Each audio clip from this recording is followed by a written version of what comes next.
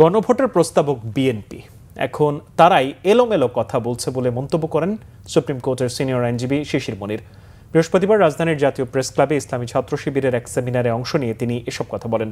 এ সময় তিনি আরও বলেন, রাজনৈতিক দলগুলোর কথা যখন উল্টাপাল্টা হয় তখন জাতির ভাগ্যে খারাপ ছাড়া আর কিছু থাকে না। সেমিনারে অংশ নিয়ে এবি পার্টির সাধারণ সম্পাদক ব্যারিস্টার আসাদুজ্জামান ফুয়াদ বলেন, ৭১ সহ বাংলাদেশের প্রতিটি মুক্তির লড়াই জুলাই সনদে অন্তর্ভুক্ত আছে। বিএনপির অস্তিত্ব থাকবে কি না তাও জুলাই সনদের উপর নির্ভর করছে বলেও মন্তব্য করেন তিনি।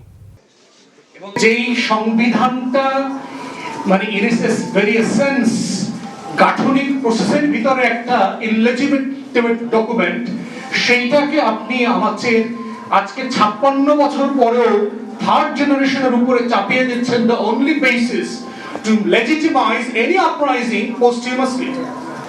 এই গণভোটের প্রস্তাবকারী হলো বিএনপি। গণভোটের লাইনে যাই, মানুষকে জিজ্ঞাসা করি, কারণ রাজনৈতিক দলের কিছু লোক মিলে এখানে আমরা প্রস্তাব করেছি, মানুষকে তো জিজ্ঞাসা করি নাই। তখন অন্যরা বললে একটা কথা তো ঠিক, মানুষকে তো জিজ্ঞাসা করা হয়নি, তো মানুষকে জিজ্ঞাসা করা কি হবে, কিভাবে? গণভোট গণভোট গণভোট, যে কথা বললেন সে ভিতরে সকলেই একমত হয়ে গেল গণভোট গণভোট গণভোট। প্রস্তাবকারী লোক মানুষ, প্রস্তাবকারী দল এখন বলছেন গণভোটের আদেশ মানতে তারা বাধ্য নয়।